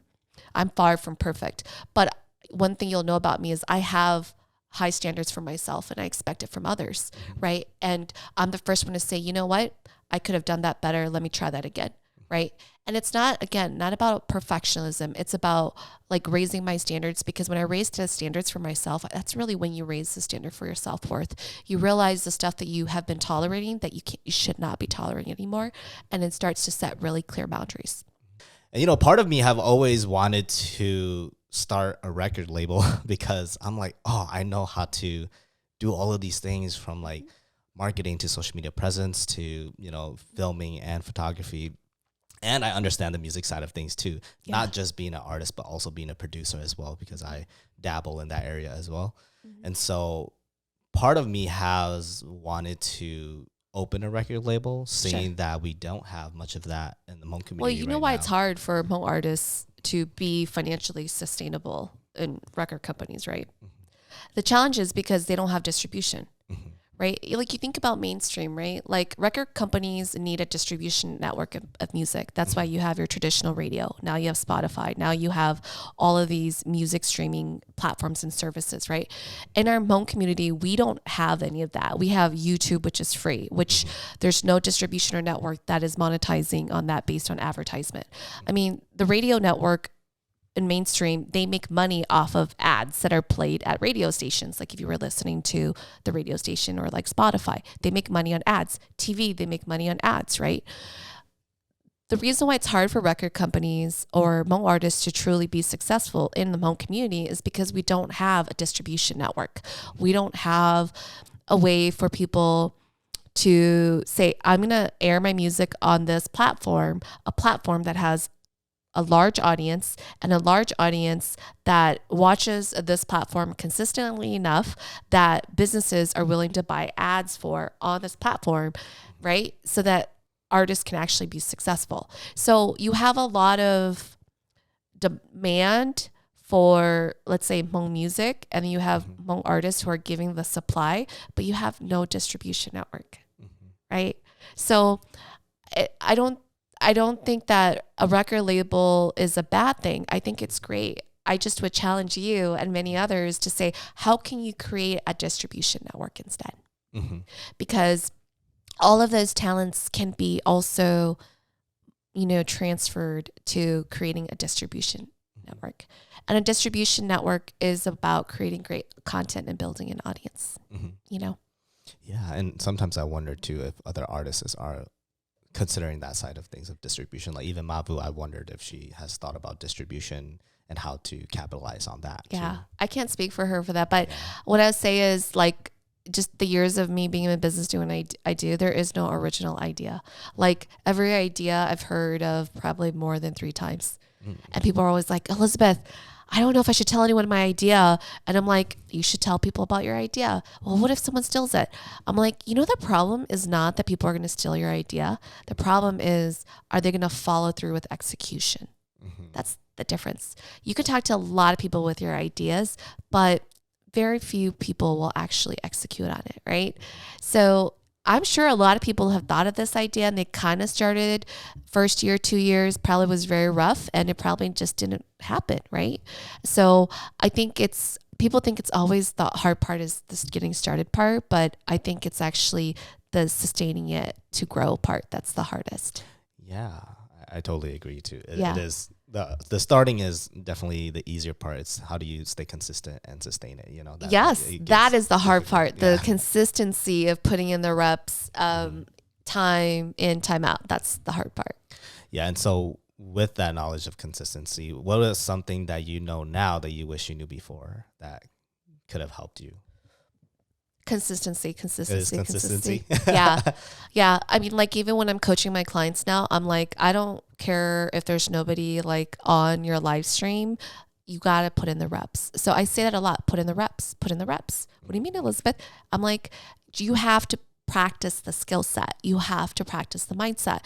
And what I mean by that is, for example, maybe they're working on like doing live streams or being better on camera, right?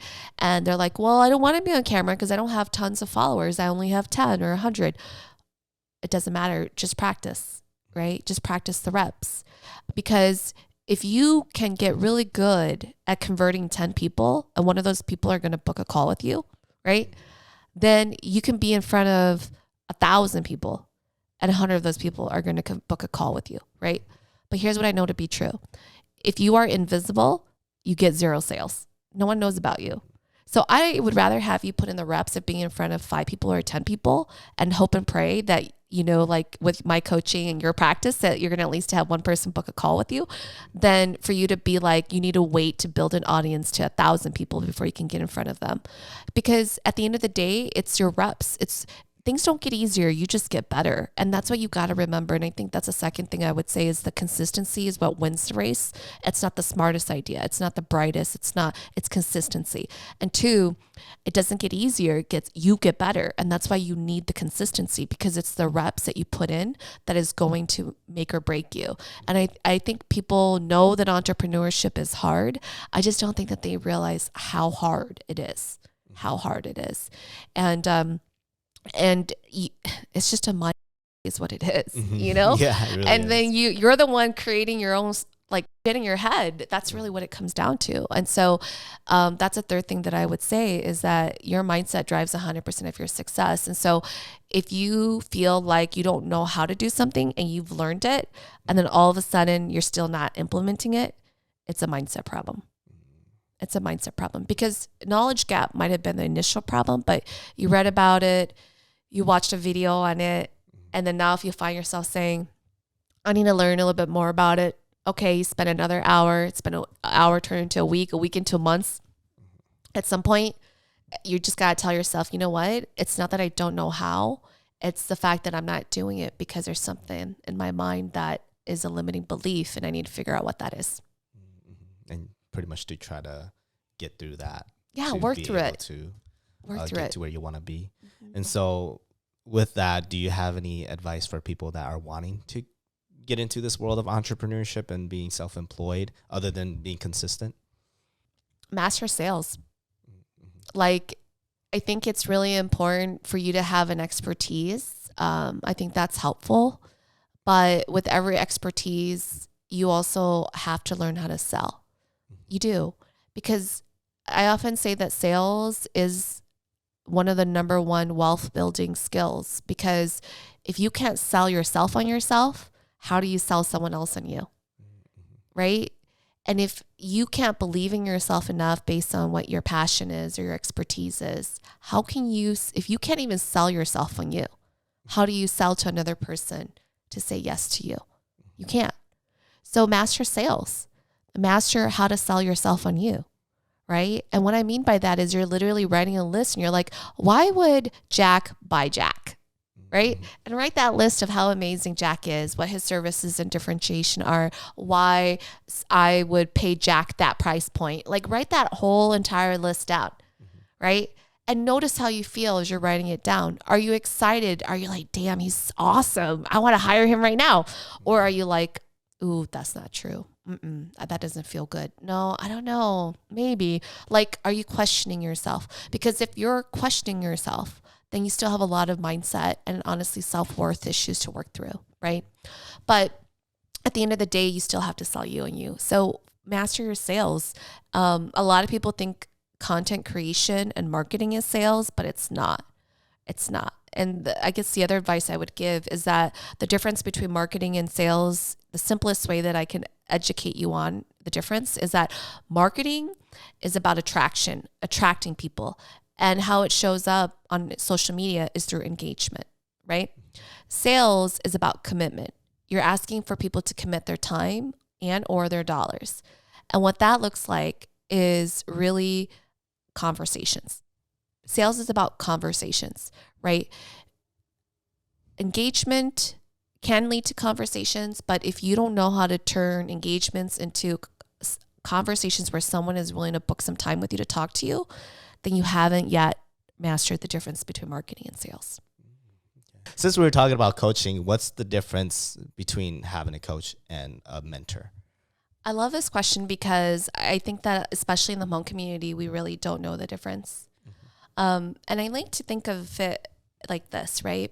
A mentor is going to give you their wisdom and advice on what has worked for them. And whether or not you apply it, it's all up to you, right? Whether or not you use that wisdom, whether or not you implement it or take action on it, it's on you. Whereas a coach can also be a mentor. A coach likely will share their wisdom with you too, but hopefully the coach that you're working with also has enough experience where they can truly coach you, train you, share their wisdom as a mentor, but also hold you accountable. And I think especially in the Hmong community, that is such a huge opportunity is accountability. And what a coach does is they're going to teach you what you need to teach you, share wisdom with you, just like perhaps a mentor would. But there should be some sort of circle back or follow up with your coach that says, okay, Jack, did you try this? What happened? Right? Did it work for you? Did it not? What did you do well? What did you not do? That feedback conversation is so needed as a coach with a coach in order for you to grow. And through that, a coach really can help guide you to find the answers within you that align to truly what you want. It's not so much about like the perfect recipe for success that the coach has experienced, but rather helping you based on this recipe, make this recipe yours. And the accountability is really, really key because I've just found that because I've mentored, I've been a trainer, a speaker, coached, consultant, and coaching really, truly, even now I have a coach. I have two actually, but a coach really does hold you accountable. And it helps you stay committed. Whereas a mentor, they want to see you win. They want to support you. But honestly, they're not tied to your outcome. Whereas a coach, they are. And the cool thing about accountability too, especially when you hire your coach, is that you can also ask her or him to hold you, not just hold you accountable, but you can hold accountable too. You've invested in this coach to show up and teach you and coach you as their best. So you can also have the same expectation of them. They're, as a mentor, if they have time to see you, great. If they don't, you might have to wait a month to see them. You wait a month, right? It's sort of like as you go. There's really no clear accountability for results and feedback, whereas for a coach, there is. And I think that's why it's so important that when you're thinking about like who to hire next, that you for yourself notice the difference between a mentor and a coach. If you've never worked with like a mentor or a coach first, get a mentor, right? But if you worked with a lot of mentors and you're still not seeing the results that you want in your life, then I think it's time to invest in a coach. That was very knowledgeable. I honestly didn't even think of. What did you think the difference was? I mean, for me, the difference between a coach, well, I mean, it's kind of hard now that you've told me that. So then my mindset has already changed. But for me, I feel like they were pretty similar in terms of that they do help They tell you what to do. Yeah, they tell you what to do. But for me, yeah, the mentor is, yeah, like you said, someone that you kind of just meet here and there when you are wanting to know something, compared to a coach where it's like, even though I don't know what I want, they'll still be there to kind of start asking me or to start talking me through the process. But yeah, like I said, the mentor is more like, oh, they don't really come to your help until you're like, oh, hey, I need help with this. 100%. Then they can kind of come through. But then with the coach, it's like, I don't even know what I need help with. And then they kind of like guide you a little bit more on that. Yeah. I'll give you an example. I love that you brought that up because I think what you said was really powerful. And what you said was that when you know that you need something, you go to a mentor, they can show up to support you or guide you, right? You can also do that with a coach too. But I think a good coach, they don't also wait until you know what you need. Because I think about like when I'm coaching my clients, I can always tell when someone is going to be in my soon. And what I mean by that is because they will show up so consistently on our calls and then they go MIA like for weeks, right? I don't hear from them. They're not on my group calls. They have to reschedule my one-on-ones. And I'm just like, in 2 weeks, I'm going to hear back from this person and they're going to be like, oh my gosh, Elizabeth, I'm like, my mind is like going crazy. I'm so freaking out. I have all of this fear coming out, blah, blah, blah, blah. Right. And it's because I often say you got to come back into this container because your mindset shift from 1.0 to 2.0, it's like you still have your old way of operating that's operating. And when you're like going into your world and you're around the people that you're still around with and you're not talking to your coach, you're not in my group container with a new cohort, then all of a sudden you default back to your old ways. And then your mind starts playing games on you again, right? And then you start to kind of reverse back to being the old you. And so you kind of have to hang in there until like you fully transform into being the new you. And you'll know that the new mindset has stick because all of a sudden you go back into your old circles and you're just like, observing, you're just like, I'm not like, it's just not resonating with me anymore, right? And that's how you know. So I think a good coach can also do that for you, is that they can call you out on like maybe what you don't know or how you haven't been showing up. So like for me, I call my clients like, hey, I haven't heard from you for a while. Like, catch me up. How are things going? Right? Oh, I've just been so busy. Okay. Well, you know that when you have a date with me as your coach, it's really a date with your future self now, right? Like I like to say that coaching is really about a date with your future self now. And when you make more dates with your coach, what you're really making a date with is, I want to date with my future self now in my current reality. I want to be in my future now. And that's really what coaching I think can bring, is like a good coach will tell you not only what you need to know, but what you must know, and will hold you accountable when you're not even showing up for yourself. Right. And that's the power of a coach. That's why when you ask me, what's the first thing that if someone wants to really, get into this and be successful, what should they do? I say hire a coach, because that's really what's going to help you be consistent and show up consistently for your future now, period.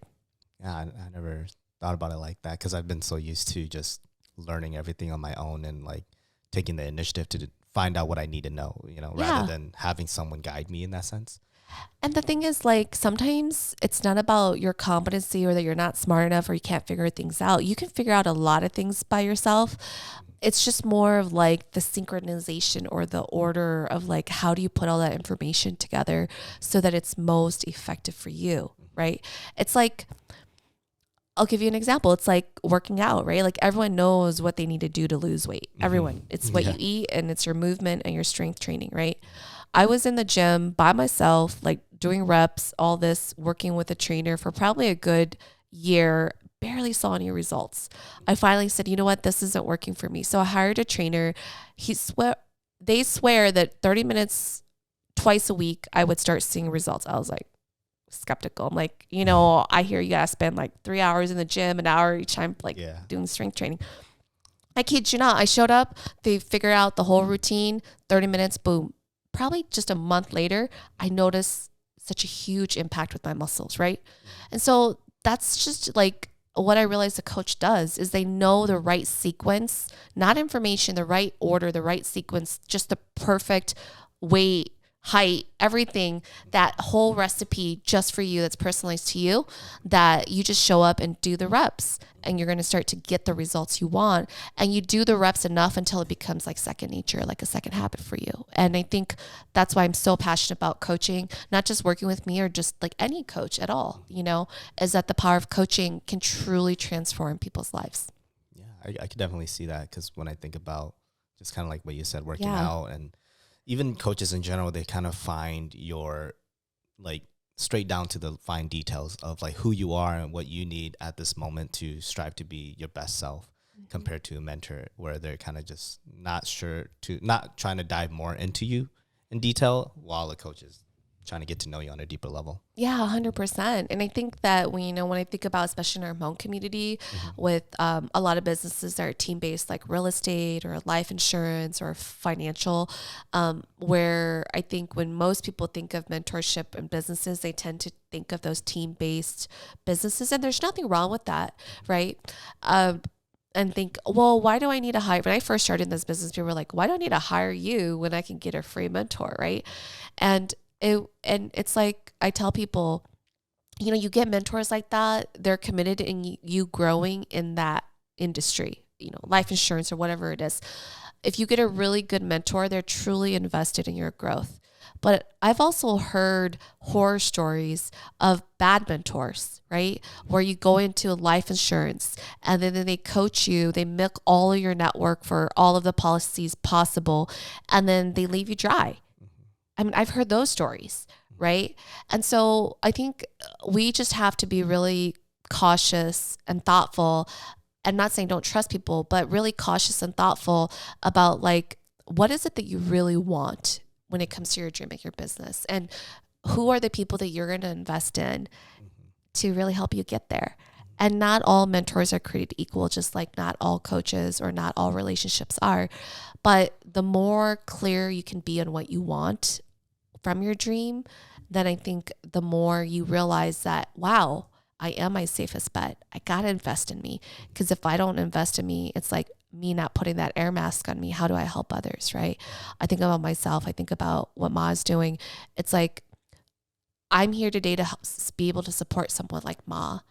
And she being where she is in the industry and what she's launching this for with her showcase, she's opening up a lot of doors for new people, raising standards for new people. And I just think, wow, if I had quit, not that Ma couldn't do it by herself, but how many more years would it have taken for her to be where she's at now? How many years would it have taken for the people that you've mentored and helped to get to where they're at because you decided to quit? Right. And I think that's the power of us, like realizing that, wow, we need to make money, be a business, be sustainable to really make a long lasting impact. So I have one last question. What is the first thing you should do right now if you're wanting to get into the career path that you're going, or just to be an entrepreneur? What should be the first thing you should do? Hire a coach. Hire a coach? Hire a coach. And I say that not because I am one. It doesn't even have to be me. It could be anybody else. But hire a coach that you're aligned to. Because people will say to me, Elizabeth, is a coach necessary? I can read a book. I can do a course. I can learn. I can go and do training.